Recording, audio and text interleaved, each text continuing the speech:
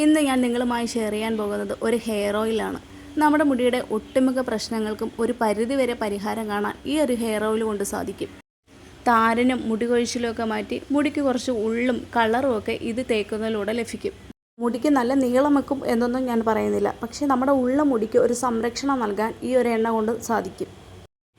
അധികമൊന്നും വലിച്ചു നീട്ടാതെ എങ്ങനെയാണ് ഈ എണ്ണ തയ്യാറാക്കേണ്ടതെന്ന് പെട്ടെന്ന് ഞാൻ നിങ്ങൾക്ക് കാണിച്ചു തരാം.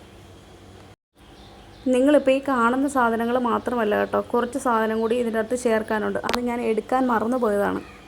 അതെന്തൊക്കെയാണെന്ന് ഞാൻ വഴിയെ പറഞ്ഞു തരാം.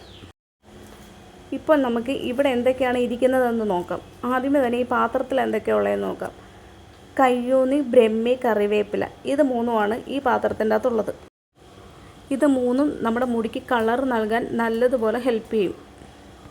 പിന്നീടുള്ളത് കറ്റാർ വാഴ, നെല്ലിക്ക, ഉള്ളി, ഉലുവ, കരിഞ്ചീരകം. പിന്നെ നമ്മൾ ഈ എണ്ണയെല്ലാം കാച്ചി തീർന്നിട്ട് ലാസ്റ്റ് എണ്ണ തണുത്ത് തീർന്നിട്ട് വേണം ഈ നീലയാമ്പരിയുടെ പൊടിയിടാൻ. ഞാൻ പിന്നെ മറന്നു പോയെന്ന് പറഞ്ഞില്ലേ, അതൊട്ടും ഒഴിവാക്കാൻ പാടില്ലാത്ത കുറച്ച് സാധനങ്ങളാണ് കേട്ടോ. വേറൊന്നുമല്ല, നമ്മുടെ പേരയുടെ ഇലയും വേപ്പിലയും പിന്നീട് നമ്മുടെ ചെമ്പരത്തിയും, ഇത് ഇത്രയും കൂടി ഇതിൻ്റെ അകത്തോട്ട് ചേർക്കണം കേട്ടോ. ഇതെല്ലാം പിന്നെ നമ്മൾ ഈ എടുത്ത് വെച്ചിരിക്കുന്ന സാധനം എല്ലാം കൂടി നല്ലതുപോലെ അരച്ചിട്ട് നമ്മൾ ഏത് പാത്രത്തിലാണോ എണ്ണ കാച്ചുന്നത് അതിലേക്ക് ഒഴിച്ചിട്ട് നമ്മൾ വെളിച്ചെണ്ണ ചേർത്ത് നല്ലതുപോലെ മിക്സ് ചെയ്ത് കുറച്ച് നേരം വെയിറ്റ് ചെയ്യണം. നമ്മൾ ഈ അരച്ച് വെച്ചിരിക്കുന്നതും ഈ എണ്ണയും കൂടി ചേർത്ത് നല്ലതുപോലെ മിക്സ് ചെയ്തിട്ട് ഒരു അരമണിക്കൂറെങ്കിലും വെച്ചിരിക്കണം. ഡയറക്റ്റ് എടുത്ത് നമ്മൾ അടുപ്പിലോട്ട് വെക്കരുത്. പകരം ഒരു അരമണിക്കൂറെങ്കിലും വെച്ചതിന് ശേഷം വേണം ഇത് നമ്മൾ അടുപ്പിലോട്ട് വെക്കാൻ. ഞാനിവിടെ വിറകടുപ്പിലാണ് വെക്കുന്നത്. തീ കുറച്ച് വെച്ച് പെതുക്കെ ഇരുന്ന് വേവിച്ചെടുക്കണം.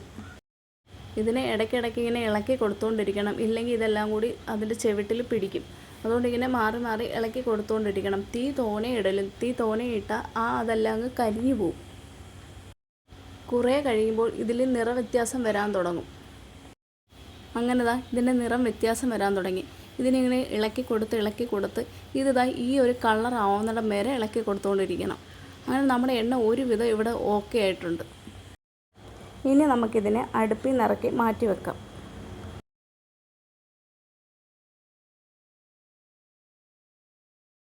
എണ്ണ ഒരുവിധം തണുത്തിട്ടുണ്ട്. ഈ സമയത്ത് നമ്മൾ നേരത്തെ എടുത്തു വെച്ചിട്ടുള്ള നീലയാമ്പരി പൊടി തട്ടിയിട്ട് നല്ലതുപോലെ മിക്സ് ചെയ്യണം. ഇനി ഒരു അരമണിക്കൂർ കൂടി വെയിറ്റ് ചെയ്യണം.